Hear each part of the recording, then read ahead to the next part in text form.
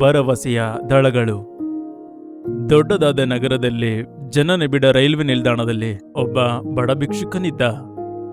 ಅವನಿಗೆ ಮನೆ ಇರಲಿಲ್ಲ, ಕುಟುಂಬವೂ ಇರಲಿಲ್ಲ. ಪ್ರತಿದಿನ ಪ್ರಯಾಣಿಕರ ಬಳಿ ಹಣವನ್ನು ಕೇಳುತ್ತಾ ಜೀವನ ಸಾಗಿಸುತ್ತಿದ್ದ.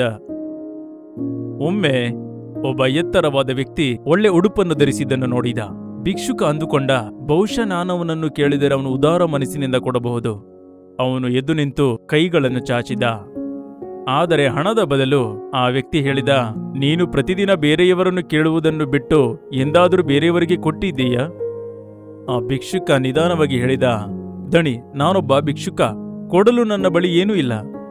ಆ ವ್ಯಕ್ತಿ ಹೇಳಿದ, ನಿನ್ನತ್ರ ಕೊಡಲು ಏನಿಲ್ಲ ಅಂದರೆ ನಿನಗೆ ಕೇಳಲು ಯಾವುದೇ ಅರ್ಹತೆ ಇಲ್ಲ. ನಾನೊಬ್ಬ ವ್ಯಾಪಾರಸ್ಥ, ನಾನು ಕೊಟ್ಟು ತೆಗೆದುಕೊಳ್ಳುವುದನ್ನು ನಂಬುತ್ತೇನೆ. ಬೇರೆ ಮಾತೇ ಇಲ್ಲದೆ ಆ ವ್ಯಕ್ತಿ ರೈಲನ್ನು ಹತ್ತಿದ ಮತ್ತೆ ಜನಗಳ ಮಧ್ಯೆ ಮಾಯವಾದ. ಆ ಭಿಕ್ಷುಕ ಕುಳಿತುಕೊಂಡಿದ್ದ. ಅವನ ಮಾತುಗಳು ಮನಸ್ಸಿನಲ್ಲಿ ಪ್ರತಿಧ್ವನಿಸುತ್ತಿದ್ದವು. ಮುಂದಿನ 2 ದಿನಗಳವರೆಗೂ ಅವನು ಯೋಚಿಸುತ್ತಿದ್ದ, ಬಹುಶಃ ಅದಕ್ಕೇನ ನನಗೆ ಸ್ವಲ್ಪ ಸಿಕ್ಕಿದ್ದು, ಏಕೆಂದರೆ ನಾನು ಯಾವತ್ತೂ ಯಾರಿಗೇನು ಕೊಡಲಿಲ್ಲ. ಆದರೆ ಅವನಿಗೆ ಆಶ್ಚರ್ಯ ಆಯಿತು, ನಾನೊಬ್ಬ ಭಿಕ್ಷುಕ, ನಾನೇನನ್ನು ಕೊಡಬಹುದು? ಒಂದು ದಿನ ಬೆಳಗ್ಗೆ ರೈಲ್ವೆ ಹಳಿಗಳ ಬಳಿ ಹೂವು ಅರಳುವುದನ್ನು ಕಂಡ. ಒಂದು ಸಣ್ಣ ಐಡಿಯಾ ಅವನಿಗೆ ಹೊಳೆಯಿತು. ನಾನು ಭಿಕ್ಷೆ ಬೇಡುವುದರ ಬದಲು ಹೂಗಳನ್ನು ಕೊಟ್ಟರೆ ಹೇಗೆ?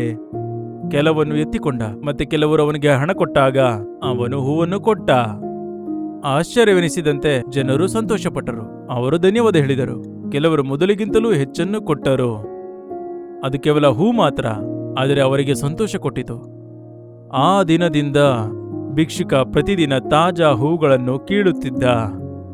ಅದನ್ನು ಅವನಿಗೆ ಸಹಾಯ ಮಾಡಿದವರಿಗೆ ಕೊಡುತ್ತಿದ್ದ. ಆದಷ್ಟು ಬೇಗ ಅವನೇನನ್ನೋ ಅದ್ಭುತವನ್ನು ಕಂಡುಕೊಂಡ. 6 ತಿಂಗಳ ನಂತರ ಪ್ಲಾಟ್ಫಾರ್ಮ್ ಅದೇ ಆಗಿತ್ತು. ಹೂ ಮಾರುವವನು ಅದನ್ನು ಸರಿಯಾದ ರೀತಿಯಲ್ಲಿ ಜೋಡಿಸುತ್ತಿದ್ದ. ಹಿಂದೆ ಅವನು ಭಿಕ್ಷುಕನಾಗಿದ್ದ. ಒಬ್ಬನು ಹೂ ಮಾರುವವನ ಬಳಿ ತಿರುಗಿ, ನಾನ್ಯಾರೆಂದು ನೆನಪಿದೆಯಾ? ಹೂ ಮಾರುವವನು ನಿಂತುಕೊಂಡೇ ಇದ್ದ. ಹೌದು ಸರ್, ನನಗೆ ನೆನಪಿದೆ. ಒಮ್ಮೆ ನೀವು ನನಗೆ ಕೇಳಿದ್ರಿ ನಾನು ಏನನ್ನು ಕೊಟ್ಟಿದ್ದೇನೆಂದು. ಆ ಪ್ರಶ್ನೆ ನನ್ನ ಜೀವನವನ್ನು ಬದಲಾಯಿಸಿತು. ನಾನು ಹೂ ಕೊಡಲು ಪ್ರಾರಂಭಿಸಿದೆ, ಮೊದಲು ನಡುಗುವ ಕೈಗಳಲ್ಲಿ, ನಂತರ ಒಂದು ಉದ್ದೇಶವಾಗಿ.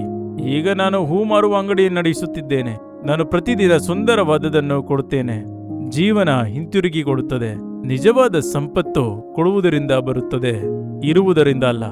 ನಾವು ಹಂಚಿಕೊಂಡಾಗ ನಮ್ಮತ್ರ ಇರುವ ಸ್ವಲ್ಪವೂ ಕೂಡ ಜೀವನ ನಮಗೆ ಹೆಚ್ಚಾಗಿ ಕೊಡುತ್ತದೆ.